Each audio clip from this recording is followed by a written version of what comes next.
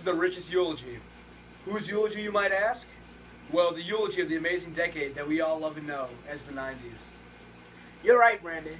It is the greatest decade in history.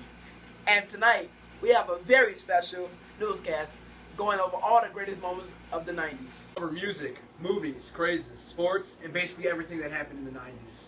The main things we'll talk about are the Bulls' amazing championship wins, Nirvana, NWA, Jay-Z, Crazy Cool Fools, Everyday Life, movies, books, the crazes, Berlin Reunited, and just about anything you can think of that happened in the 90s. Wow! So many amazing things happened during the 90s. You betcha, Brandon. We can start by talking about the crazes that attributed to one of the greatest decades ever. The most popular crazes were yo-yos, Pokemon cards, boy bands, Beanie Babies, and fanny packs. Oh, you know, Ranier, I have a few fanny packs myself. As a matter of fact, I have 7 different colors for every day of the week. They hold everything I would need for a long trip. Watch me take flight with my new Jordans. Whoa. Take flight.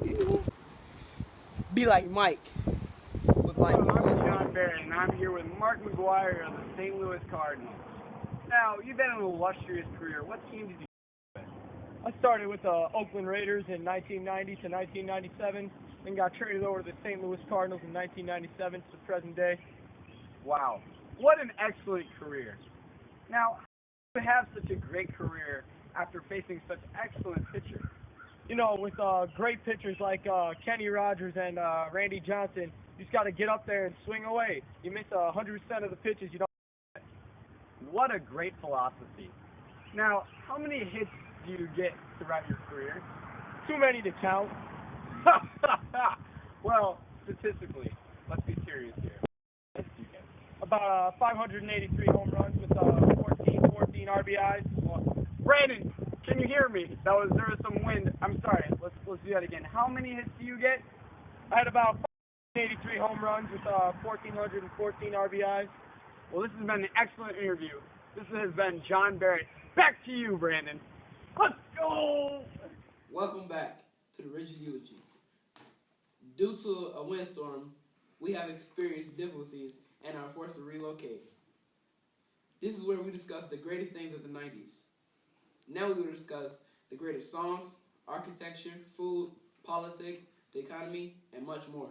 We marched in the 90s with the leadership of George H.W. Bush, who defeated Governor Michael Dukakis in the close election of 1988.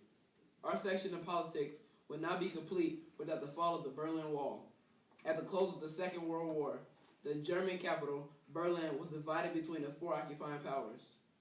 After the initial hesitancy, the residents of both East and West Berlin poured into the streets and to the wall in spontaneous celebration.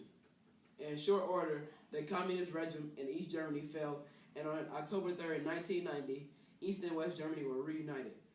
Don't forget the Gulf War, which began on January 17, 1991. The Iraqis had no effective means to counter the enormous American technological advances, and the war quickly turned to a rout. The election of 1992 was a 3-way race pitting Republican incumbent George H.W. Bush, Democrat William Jefferson Clinton, and Independent H. Ross Perot. Clinton, an unknown governor from Arkansas, nearly saw his candidacy suck while pursuing the Democratic nomination by a sex scandal. How do you suppose he kept up with a campaign and a mistress? With the money he had, probably kept residing with gourmet food prepared by his award-winning chefs. That's another thing that makes the 90s so memorable. What, affairs? No, silly, the food. Have you tried the new banana milk made by Nestle? No, I haven't. You have no idea. After this broadcast, go in the break room. They were recently released by Nestle a couple weeks ago. I'll have to check that out. While you're there, grab a coffee. You've been showing up to work awfully tired. Yeah, I know. Ever since my car broke down, I haven't been able to get up at my normal time. I've had to get up an hour earlier. I don't have the money to get my brakes fixed. How? The economy is amazing. I blew most of my check on movies for my son, such as Men in Black. That is a great movie. I really hope they continue the series. There's a lot more I'd like to know. My son would kill me if I didn't get him that movie. It's a great thing the economy took a giant leap after the Great Depression. Speaking of good economy, we have the best economy ever as of right now. You're right. The economy is so good, I doubt it could get any better. Ever since the United States boomed. It's so good, I bet that it'll be in history books in the future. Talking about books, have you read Harry Potter, Ranier? Oh, you bet I have.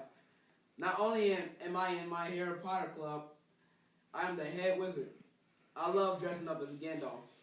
Wow, you're a big fan. Did you read Fight Club? That's my favorite book. Oh, wow, really? Mine is Perks of Being a Wallflower.